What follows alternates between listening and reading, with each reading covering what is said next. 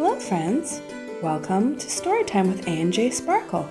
Today we'll be reading The Tale of Peter Rabbit, written by Beatrix Potter, illustrated by Wendy Rassmussen.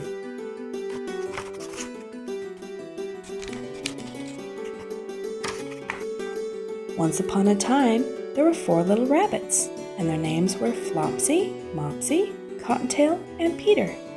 They lived with their mother in a sandbank underneath the root of a very big fir tree.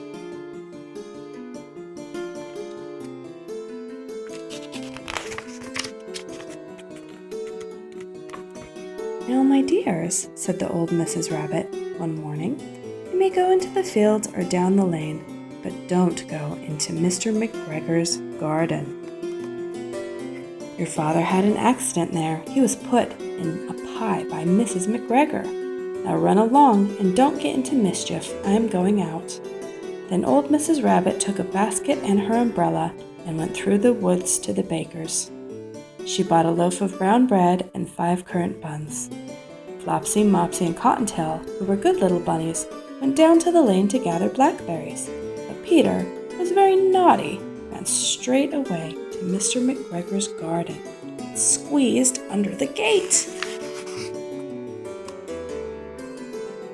First, he ate some lettuces and some French beans, and then he ate some radishes, and then, feeling rather sick, he went to look for some parsley. But around the end of the cucumber frame, whom should he meet but Mr. McGregor? Mr. McGregor was on his hands and knees planting out young cabbages, but he jumped up and ran after Peter, waving a rake and calling out, "Stop, thief!" Peter was most dreadfully frightened.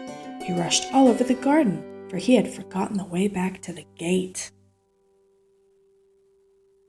He lost one shoe among the cabbages, and the other among the potatoes.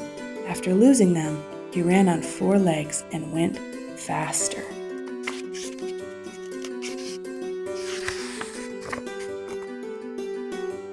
So that I think he might have gotten away altogether if he had not unfortunately run into a gooseberry net and got caught by the large buttons on his jacket. It was a blue jacket with brass buttons, quite new. Peter gave himself up for lost and shed big tears, but his sobs were overheard by some friendly sparrows, who flew to him in great excitement and begged him to exert himself. Mr. McGregor came up with a sieve, which he intended to pop on the top of Peter, but Peter wiggled out just in time, leaving his jacket behind him. He rushed into the tool shed and jumped into a can. It would have been a beautiful thing to hide in if it had not had so much water in it. Mr. McGregor was quite sure that Peter was somewhere in the tool shed, perhaps hidden underneath a flower pot.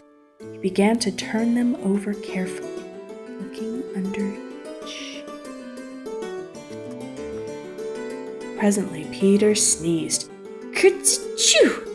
Mr. McGregor was after him in no time and tried to put his foot upon Peter, who jumped out of a window, upsetting 3 plants. Peter sat down to rest. He was out of breath and trembling with fright, and he had not the least idea which way to go. Also, it was very damp with sitting in that can.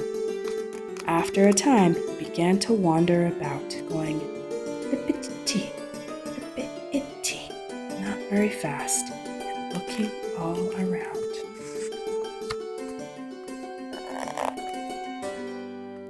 He found a door in a wall, but it was locked, and there was no room for a fat little rabbit to squeeze underneath.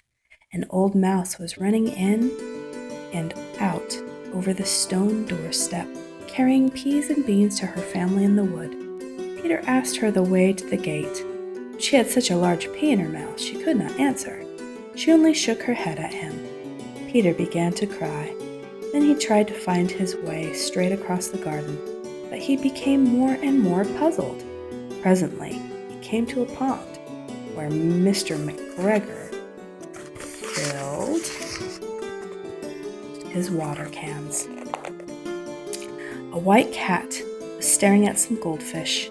She sat very, very still, but now and then the tip of her tail twitched, as if it were alive. Peter thought it best to go away without speaking to her. He had heard about cats from his cousin, little Benjamin Bunny. He went back toward the tool shed, but suddenly, quite close to him, he could hear the noise of a hoe. Scritch! Scratch! Scratch! Scritch! Peter ran underneath the bushes, but presently, as nothing happened, he came out and climbed upon a wheelbarrow and peeped over. The first thing he saw was Mr. McGregor pulling onions. His back was turned toward Peter, and beyond him was the gate.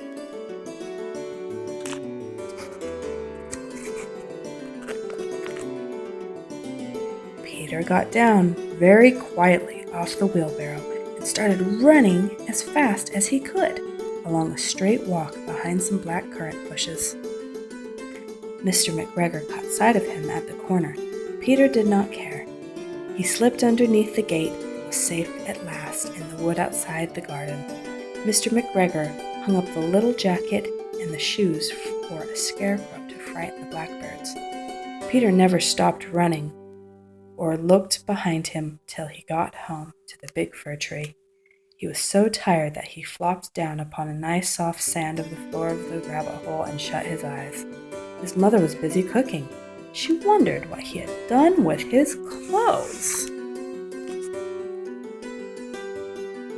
It was the second little jacket and pair of shoes that Peter had lost in 2 weeks. I'm sorry to say that Peter was not very well during the evening. His mother put him to bed, made him some chamomile tea, and she gave a dose of it to Peter. 1 teaspoonful to be taken at bedtime. But Flopsy, Mopsy, and Cottontail had bread and milk and blackberries for supper.